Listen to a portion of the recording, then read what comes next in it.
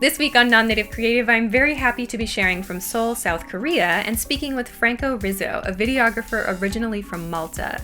In this talk, Franco shared about how being exposed to movies and other media got him interested in studying the Korean language. He also talked about how his creative pursuits outside of his formal studies got him started doing video work. We talked a bit about current issues related to being an expat in Korea, and Franco also shared about how his experiences overseas have dramatically shifted the way that he approaches problems. You can find his work and check him out on social media via the links in the description. Enjoy! On this week's episode of Non-Native Creative, I am very excited to welcome Franco Rizzo to the show. Thank you very much for joining me for a conversation this week.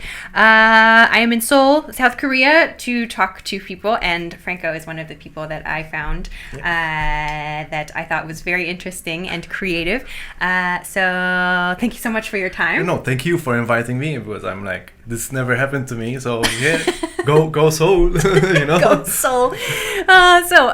In kicking off our discussion for today, I want to ask you the first question, the same question that I ask everybody that comes to talk with me, and that is the question that I borrowed from the X-Men, which is, if you have an origin story, if you have a thing, an experience in your past that led you to where you are today, if you had something that like kicked it off or was like that spark for you, do you have an origin story that you can share? I touched a radioactive camera. You touched a radioactive camera. This is very similar to another videographer I talked to. Is it your friend, your Japanese friend, or? She's my Filipino friend. She said she got bitten by an RCA cable. That was her origin story. Nice. Okay, so we have radioactive camera and an RCA cable. Okay, I'm keeping track of those of you who have been infected with viruses now. Anyway. Speaking of, no. Well, that's a different topic. Well, I think I got the bug basically from my father, and my father, his hobby was photography, but he also enjoyed movies, and even when he was young, he used to enjoy watching movies. And if I were to say a really like funny anecdote, when I was younger, I remember he took me to watch The Fugitive with Harrison Ford. I haven't seen it. It's not in the film. You have to watch canon. That's why. No, but the interesting thing was that I was young, very young that day, and the movie was not. I didn't feel that the movie was for me to see, and I got angry at my father. Why did you take me to see this movie? Okay. That's one part I remember that clearly, because I was still angry at him. But then again, thanks to him, I think I started exploring more. So, and I remember like one of my top favorite movies. I don't know if for other filmmakers, Donnie Darko. Oh yeah. Donnie, and from there I tried to see, like, it really inspires me to see how can I tell a similar story. And I think it's even right now, speaking of Parasite, because Parasite is also a genre melding movie. Okay. Donnie Darko was a genre melding movie of sci-fi drama. What is it? Like coming of age romance. And same with Parasite. Parasite was like a genre melding movie in the sense of horror, thriller, comedy. So here I am, and that's basically it. So I started to make. At first, I used to do videos with my friend, but this was only like for a hobby, and we used to do like some silly sketches. Yeah. So much so that we had to remove them because they were too silly, so to speak, for our work. No, I think that's a phase. Like I too, in high school, I remember I had a very silly video project with my friends. That was actually that we did for a school report, though. I will share this story. We were doing like a Greek stories part of our high school studies. Learning like the Greek classics and so on. And so we had like a summer project that we had to do to show that we had studied, Greek mythology. And so what we did, me and my two best friends at the time, Brick and Tristan, hey guys, we made we put together a series of dating videos where we pretended to be one of the Greek gods or goddesses, and so we explained it must be their personalities. Mythology, because I was going to tell you it must have been awkward when it was Oedipus. Oh no, yeah, it was the Greek gods and goddesses. Okay. So we just did like the presentations as the characters, and like we presented as their personalities, telling their stories. That was our project. We had a lot of fun making that. So most probably Zeus was the most awkward one, because Zeus was I'm trying to remember who did Zeus. I feel like it was just my good friend in a wig, like a big wig that he had in his house, like laying in a bed somewhere, kind of going a lot. Anyway, getting off track. So you saw The Fugitive when you were very young, and that had like a strong impact on you as far as like a movie experience. I think that's one story which I remember how my father was influenced me, because we used to go watch movies a lot at the cinema. Mostly that's when I was a kid, where I remember like Lion King and Aladdin, that sort of stuff. But that for a kid that was fine. But then I started to branch off on my own. And sometimes before I moved here, I would still do the same, where I get my father's like, "Hey, let's watch this. Let's watch a movie together." Okay. It's basically our bonding thing. Okay. But then my father just watched movies occasionally, while in the meantime I was like movie after movie after movies, and so much so that I lost count. How shall I say? It's like I haven't watched every movie, but I started when I was 16. I remember watching Fight Club. I used to find, I didn't, not that I didn't like the mainstream cinema, but I used to find those particular movies like Fight Club, Seven. I think it was the teenage angst moments where you're drawn to those kind of material. But I think Donnie Darko stands as. Awesome. Donnie Darko just some very creative sound effects. Donnie Darko. That I remember, Donnie Darko left a huge impact on me. Donnie Darko, and I think Space Odyssey by Stanley Kubrick. Oh yeah, that is a cool film. That's an interesting thing, because I had an accident back then. I had an accident, or I had a concussion. Oh. And as I was recovering, I couldn't like go out and whatnot. So I watched that, and I remember like after the movie, I remember like it was the first movie that made me cry, because it was such for it to be a 1960s movie and be such grand in scope, and also with the special effects. I mean, it's again, this is what inspired me to start doing stuff. Cool. Well, you'd ask questions, because I don't want to. Okay, I'll jump in here again then. So we have like this pretty good background, I think, then, on what got you interested in film and video and perhaps photography as well. Photography as much. I don't think it's photography is more of a hobby for me. Okay. And it helps me train my eye and see like compositions, and even recently. Okay. Recently, yesterday, I went actually around taking photos, and I tried to find more geometric patterns rather than unless there's a particular subject which is interesting, then I forget the geometric interesting. I have to make sure that's a good composition and it tells a story. I see. Okay. Just to kind of jump in there then. So you had this interest in film and video and kind of visual media and stuff like that. So did you take classes or go to school specifically to learn those topics? Well, no. And basically, like I said, I was doing some silly stuff with my friend and practiced with some editing. Then at university, I remember I took maths. Was it? Yeah, I took a maths. My major was maths and physics, and then there was this workshop where they invited Maltese producers to teach us a bit editing and whatnot. Okay. And from then I went as an intern.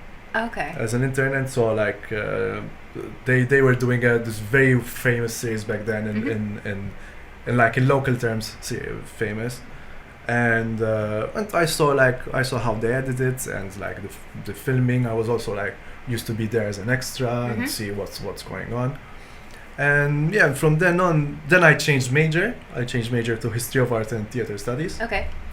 Because at the time, and even right now, there's nothing particularly which you could call as a film institute or a film school in Malta. Okay. So I have few acquaintances that went to film school and studied on their own. But then there's also acquaintances who like were self-taught, and I think I would consider myself as well self-taught because I started.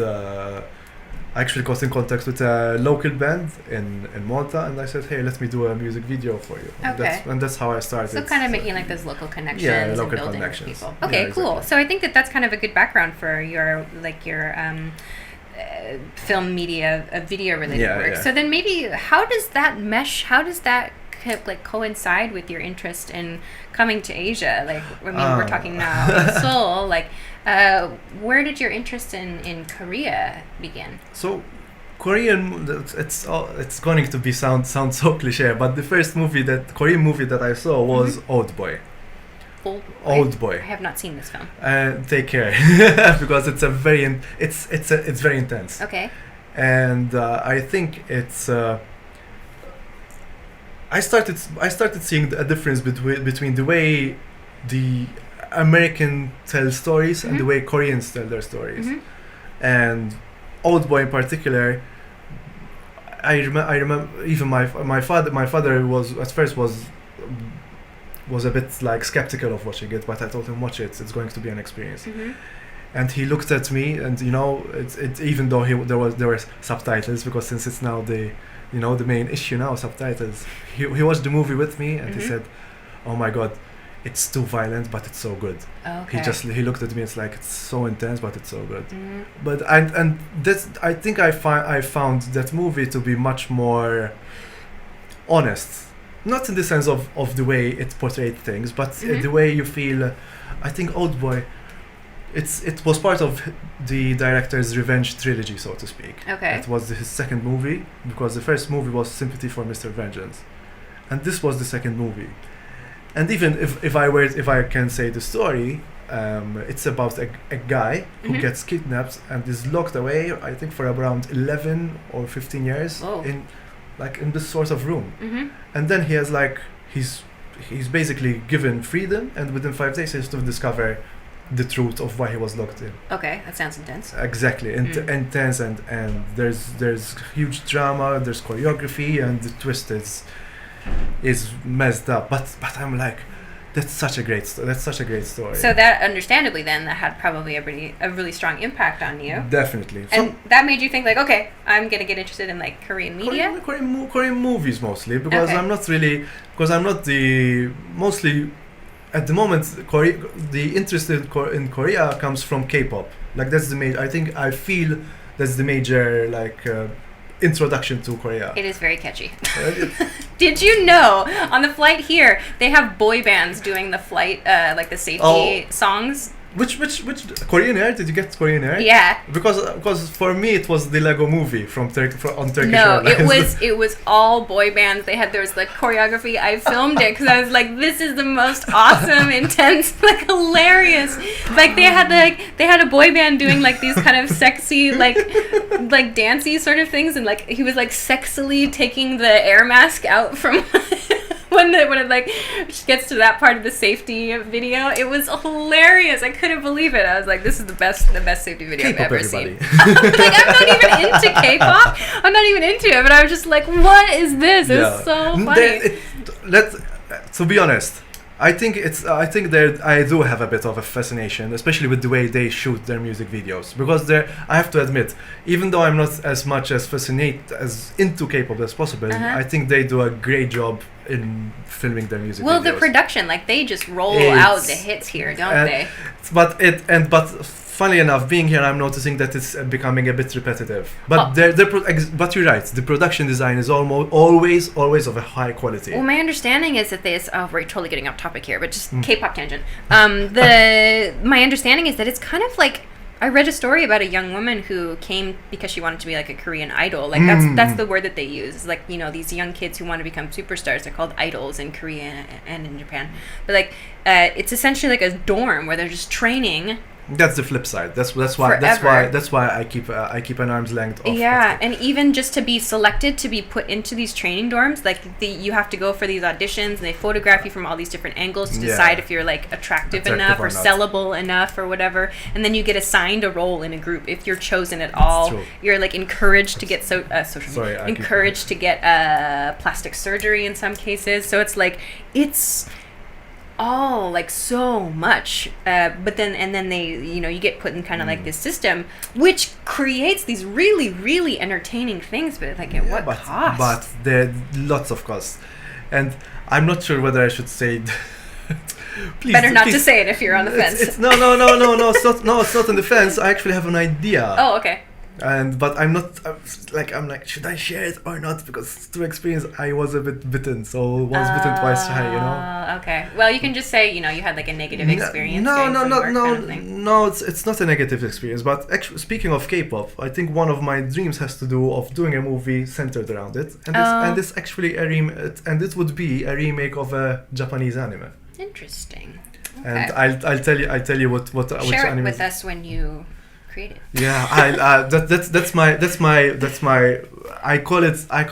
I know it's not stupid, but I call it my stupid dream because it's so ambitious. And keep it in the back of your head. It's always there, and the story is there, and I know what I have to change within that Japanese anime to make it work in Korea. But the context works a lot because, like you mentioned, those are the kind of things that it somehow goes amiss with fans, that this industry is so tough, and not just K-pop, but also in acting. Because I've over here I've got a good network now, because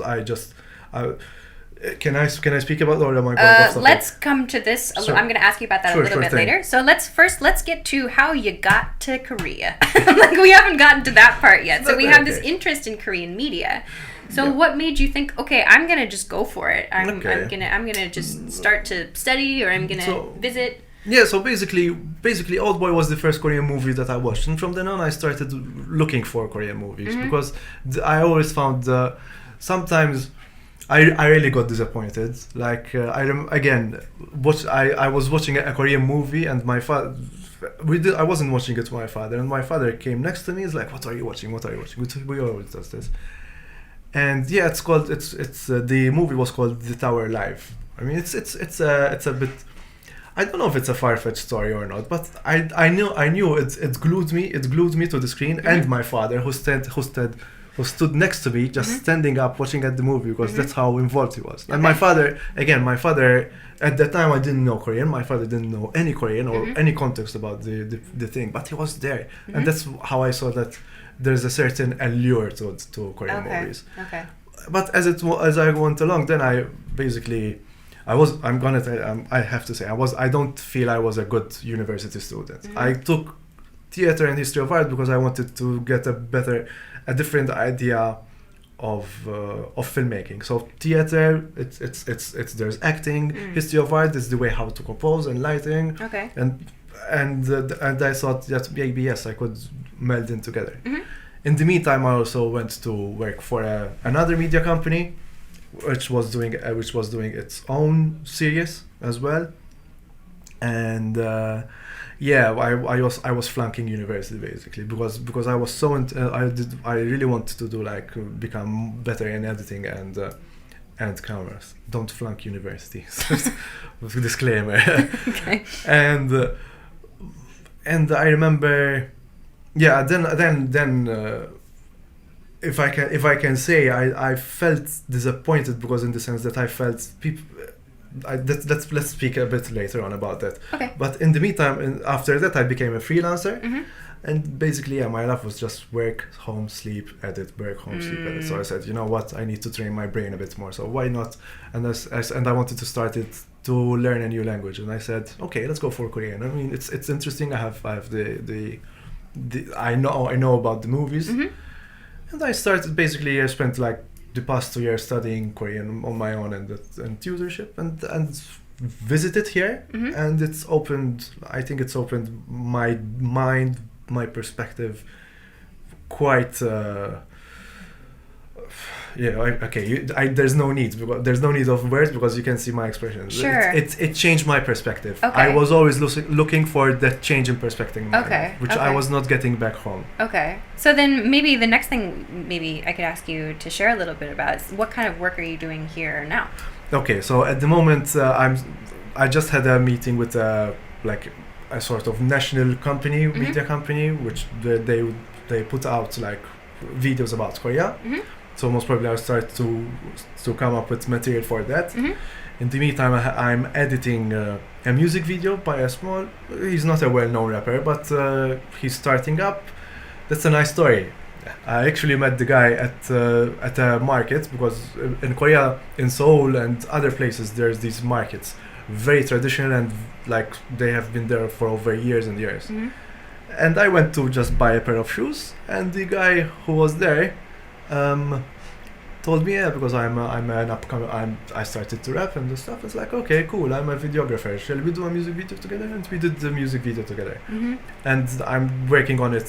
Right now. And then I have another project, which it's from a more local band, and I asked them, hey, what do you think if I do a music video here? It's like, go for it. And I'm working on that and still in pre-production stage, so like I need to schedule stuff and budget and whatnot. That's basically it. But I did do some other videos. For example, I did 2 short movies for a 60-second film competition for Raindance Film Festival. And basically that's it. And then I'm trying to hustle basically. And the freelance hustle lifestyle. Exactly. Yeah, several that comes up a lot.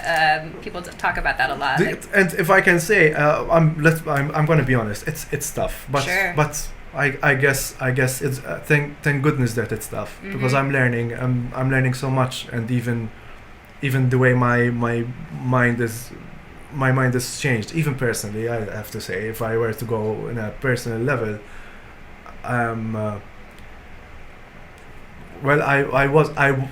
back in Malta I was very depressed, and there was a dark cloud hanging over me always.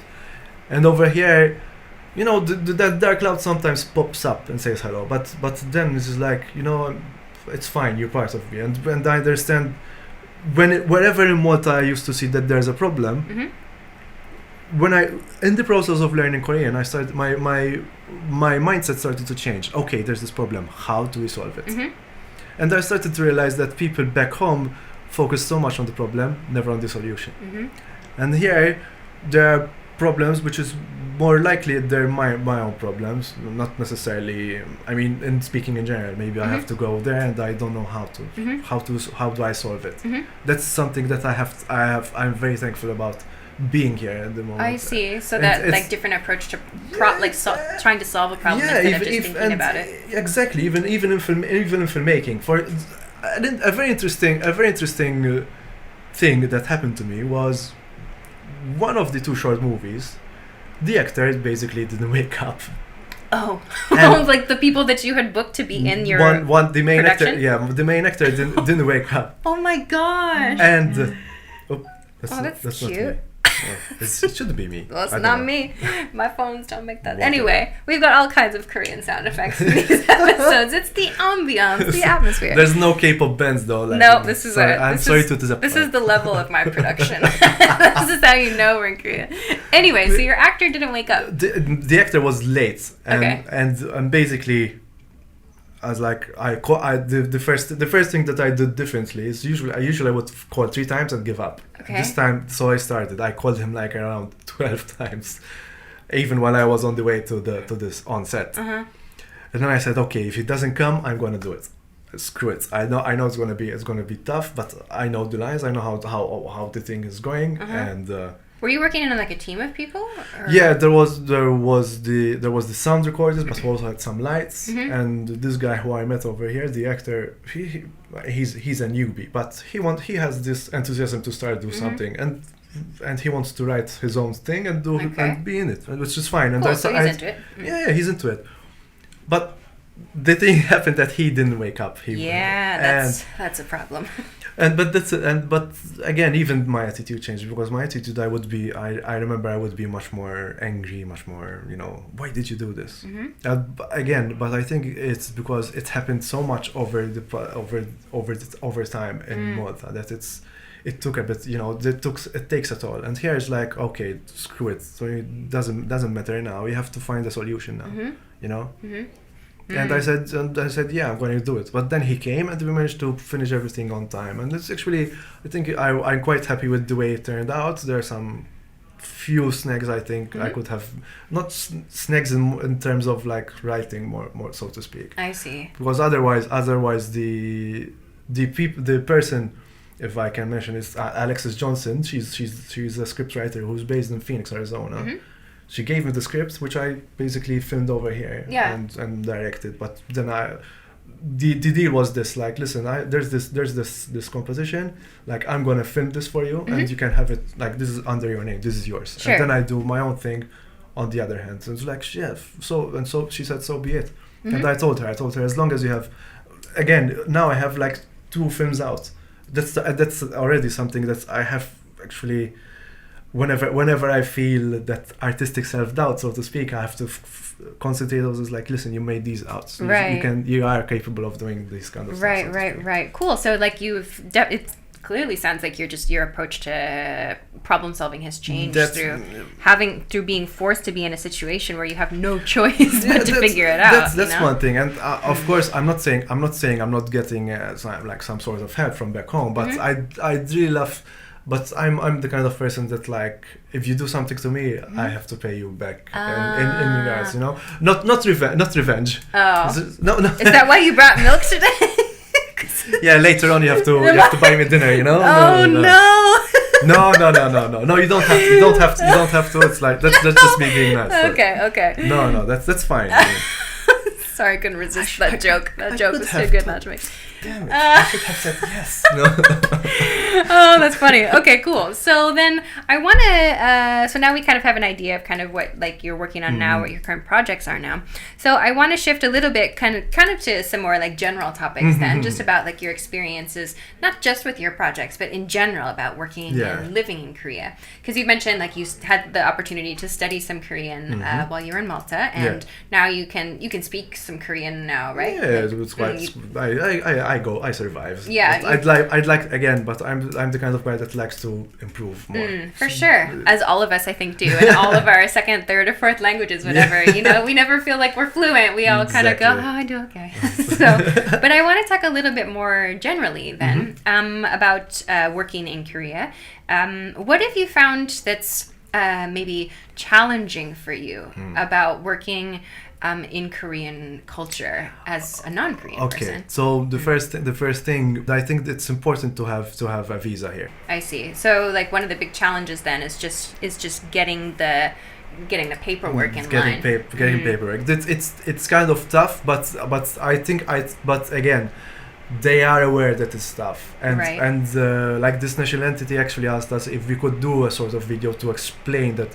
How visas work. So it's that's probably an important topic. It's a very important topic. It just haven't been tackled. And even my friend, I call her my sister from another mister, basically. Sure. And she told Dunya. She told me that we should. She was always telling me like we should do a video about the visa. And now. I'm starting to see her side. Yeah.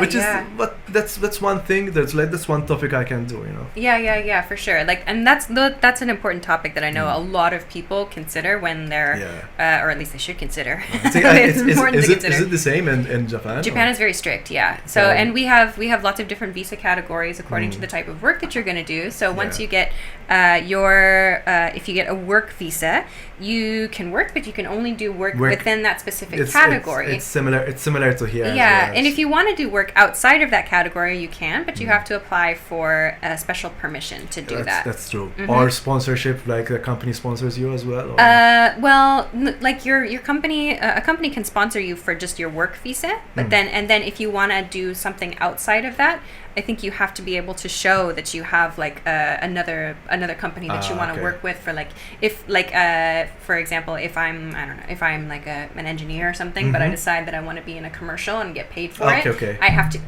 to get special permission to get like an entertainment. Oh yeah.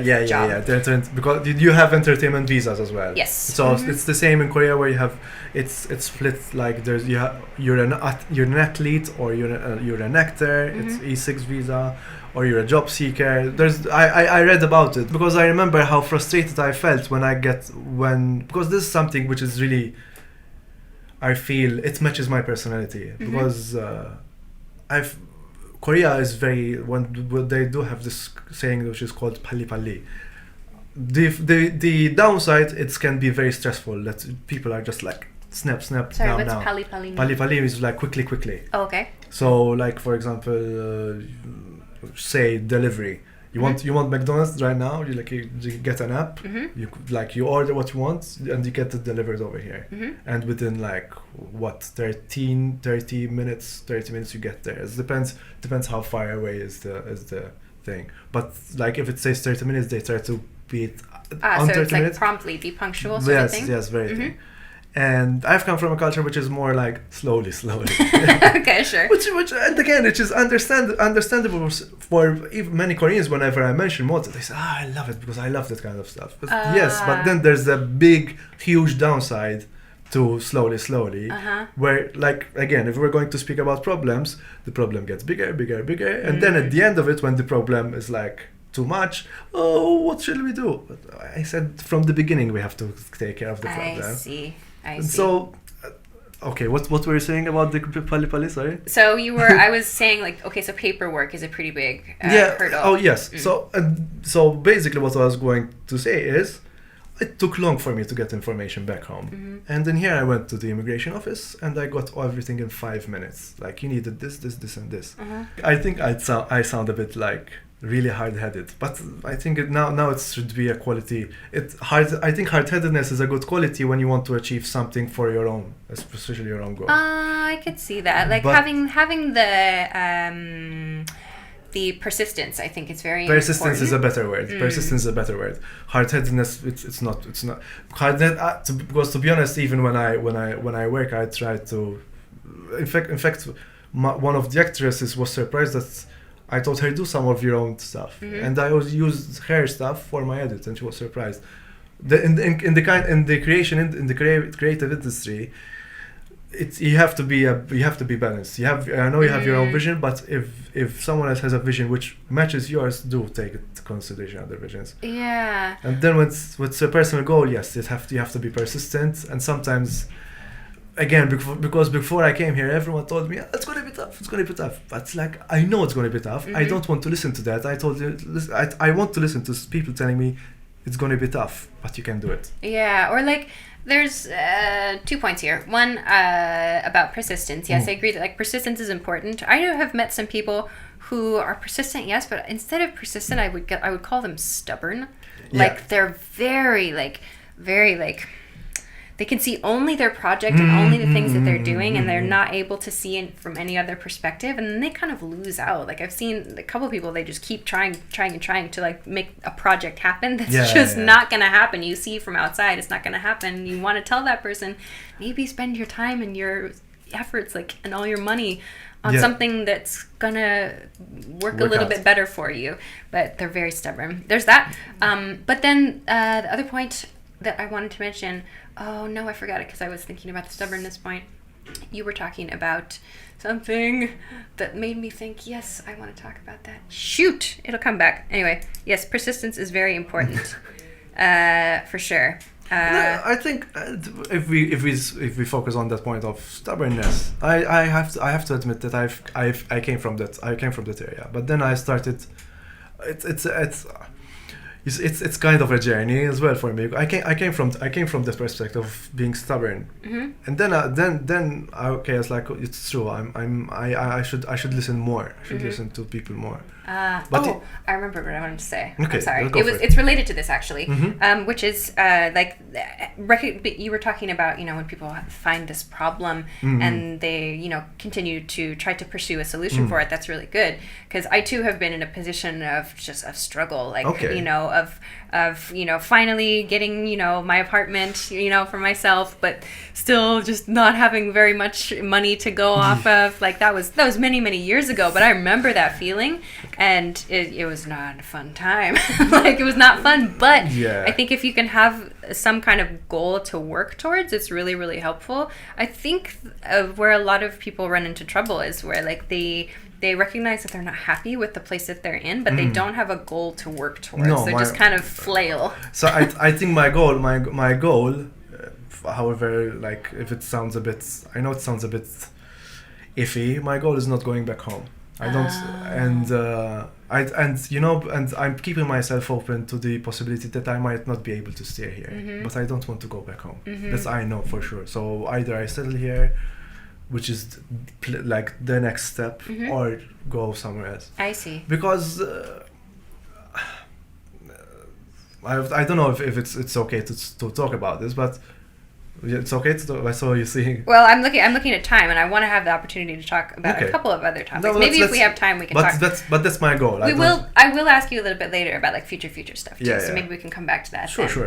We're getting kind of into this very like kind of rough. So I want to flip it. Flip it. The other side of this question is, what do you find exciting or joyful about working in Korea? In Korea, oh my. Well, first things first, which I found so interesting is. For these two projects that I had, these two like very short movies, I put out an egg.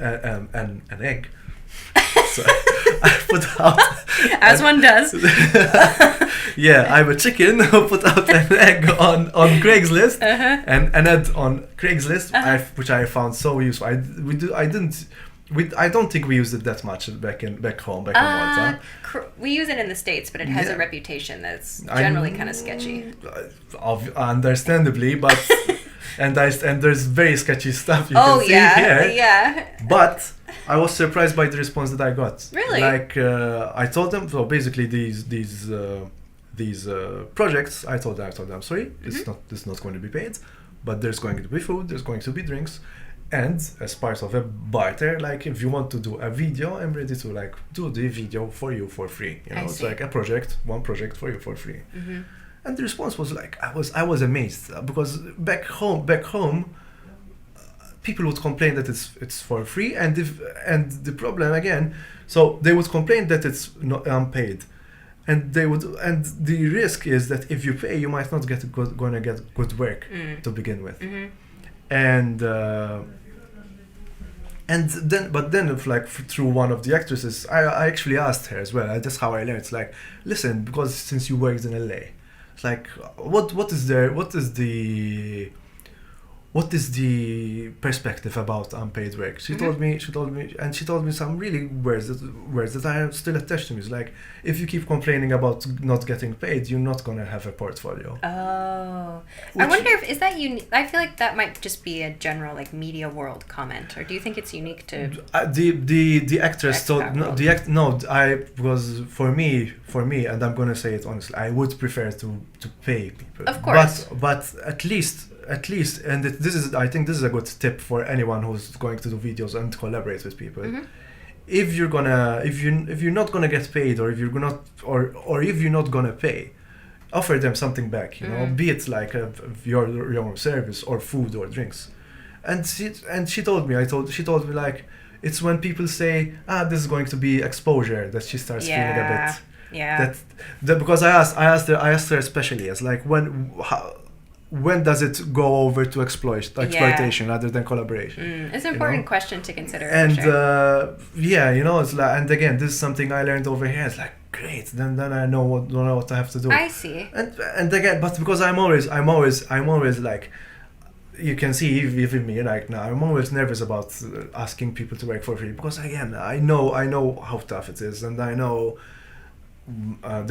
some people need to get money. But then they told me, no, it's fine. We want to do our portfolio. It's like, okay, but it's also good for portfolio me. It's a good win-win situation all around. I see. So the response that you got, and like, so you put like an ad on like very, Seoul, very Craigslist. enthusiastic, I would say. They were the people who were responding to you. Are they other people from other countries around the world? Were they They're local people? International. France, Colombia, America, Russia, English, so to speak. Like and if you see the videos, it's from all over the place. I see. So you have like, so you found like kind of as working as part of like the expat community. You found like lots of connections. A good network. That's cool. That's very cool. Yeah, well, and I still keep them in mind because I want to do more collaborations, or I may be like, hey, I remember you guys for. Actually, I did today. I contacted someone. He's half Korean, half Russian, and I thought, hey, you want to be in the music video? Because I think you'd fit the part. And again, now I'm going to tell him, listen, I can pay. I'm going to have a budget, but most of the budget is going to go on food and transportation costs. He's not. Unfortunately, I cannot pay him. But as long as that is covered, I think I would feel at peace. And even I'd also like part of the agreement is like, yeah, I can, if you need a short like a video for your own good. It's a good deal, you know. I see. And, okay. Well, now I'm really excited for it. Well, that's cool. Then that kind of leads into like here towards the end of our talk. I want to talk about some like future thinking things. Then. So I want to ask you about kind of the next things that are coming up, or the things that you're excited about. Like you've already mentioned, like the meeting that you had today about making some maybe like upcoming like video series, perhaps something like that. For example, I have. It's gonna be crazy, but well, screw it. But over the weekend, I have to do a video like. Basically talking about this whole coronavirus thing, what they want to do is I think at the moment it's like to keep people calm, and I wanted to do this in comparison to how people reacted back in my home country. Oh, interesting. And it's like, hey guys, I'm a countryman and I'm in the epicenter of all this, and I'm fine, you know. Who's the video going to be for? It's for Korea.net basically. Korea.net, and I think it's going to be the first video to be done in Maltese language for a Korean. So the video entity. Is for people in Malta specifically. It's for because what they asked me to do is provide the scripts in English so that they could translate in Korean, and. Yeah, also for people in Malta to follow along. It's like, hey, and I would, because it's something. That's something. It's really interesting. Something I never did about like reflecting on my back home. I see. Because as far as I can admit, I'm still Maltese. As far as we Maltese are concerned, we're a bit touchy or sensitive when it comes to criticism. Okay. And and most probably I'm gonna get quite some flack from Maltese people. For the video. But the thing is, I've already posted on Facebook, like, guys, stop following, like, not advice from experts. Stop following advice from people who are not experts. Yeah. Because that's what happened basically. Yeah. So if you're listening to this, depending on what time of year or and or day you're listening to this, we're referring to the 2020 coronavirus COVID-19 issue. Currently having a situation in Asia. This again to put an end to it. It's like the thing is. The more you panic, the worse it's gonna get. So just follow good protocol. Right. Anyway, so you're making so you've got this KoreaNet project coming up. And then I do some more things for that Korea.net project. And then I have to finish and edit. Basically, I try to do this something which I like to do is experiment with format. Okay. So I'm going to do this music video, but it's from the perspective of a live stream, so to speak. Okay. You know, it's like imagine, it's very. This is me being crazy, but I said, why not do, since in Korea the live streaming platform is so famous and it's quite lucrative at the moment, and I said, hey, let's do a music video through that perspective. And it's like 4 storylines tied into one music video, and you'll see that. And then the next one is from a Maltese band, Briccuni, and they sing basically in our language, Maltese, and I'm gonna do a bit. This I think this is quite ambitious as well. It's about the song in itself is a love song, but it's also it mentions a place back in Malta called Fugitive, which means like the wind's mouth, the wind's mouth. And it's a secluded place, and it's a very beautiful place. And I took that idea and abstracted it, and maybe said, hey, maybe that Fugitive for us is somewhere like the ideal place where to be, you know, home or with your family or heavens, or if you want, if you're the religious kind, you know, or some, you know, just an idyllic place where you have to be. And I basically took. I have 2 North Koreans on board. Okay. Like they're North Korean refugees here, and I got in touch with a half Korean, half Russian. And I'm finding another one, and I'm trying, and this is because for them I think Fugitive is finally finding the place where they actually belong, because there's that kind of in between us. They're neither here nor there. Right. So this is kind of going to be like another music video style project. That's kind of a little more conceptual. It's more conceptual, and I hope the artist likes it. Cool. Yeah, because well, it's not narrative for sure, but there you go. If you said conceptual, then I'm like, it's already a sigh of relief for me. Well, there you go. It's a conceptual project. So if somebody, we're nearing the end of our time together, but if somebody wants to find out more about your projects or see what the next thing is that you're working on, where can they find you on the internet? So I think the best place is Instagram, which is indigo_f87. Okay, and that's where basically I upload mostly photography stuff, but then I also put videos on. It's like, hey, I put a video onto my channel. And they can also like visit my Wix site, and I'll provide the link over here because I don't know it. I'll put the links in the description. I'll put all the links. I'll put links to Instagram and to your homepage. And your YouTube channel.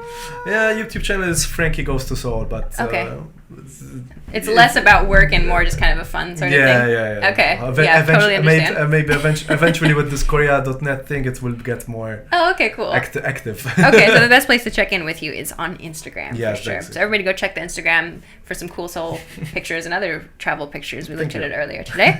We will wrap it up here, I think, unless you have any other burning comments that you would like to contribute. No, basically. Oh, well, you know what?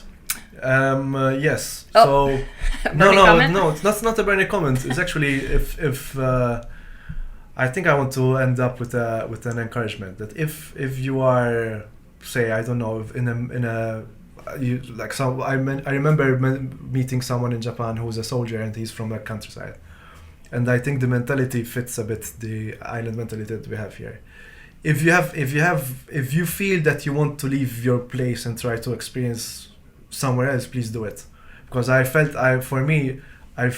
spent 7 years thinking and rethinking about it, doubt myself until I finally did it, and I'm glad that I did it because it will change you, it will improve you, and it doesn't matter if you go back, you prefer going back home or you prefer to stay here, as long as it's an experience that you have done, because I think we're losing that kind of experience a lot because of the busier and busier world that it's becoming. So just whether it's photography, filmmaking, just an adventure, go for it. Cool. Very nice words of encouragement to end on. We'll wrap it up. Thank you so much for your time. This was really fun. Thank you. Oh, thanks. Because the first time I was like, an interview with me? Who am I? You know? You're an interesting person that I found on the internet and wanted to talk to. That sounds dodgy. Was it on Craigslist? I found maybe. I laid an egg on there. On that note, thank you so much. You're welcome. Thanks so much for watching this episode of Non-Native Creative. If you liked this episode, please make sure to hit the like button and subscribe to the channel if you haven't already. Feel free to leave comments about this episode in the comments section too. Please make sure to stop by the project Patreon at patreon.com/nonnativeCreative. Patrons can get access to Patreon-only discussions, bonus behind-the-scenes media, interview transcripts, and access to patron-only live streams. Your support will help make sure the series can continue to share exciting, interesting stories from creative people working across borders. Thanks again for watching. See you next week.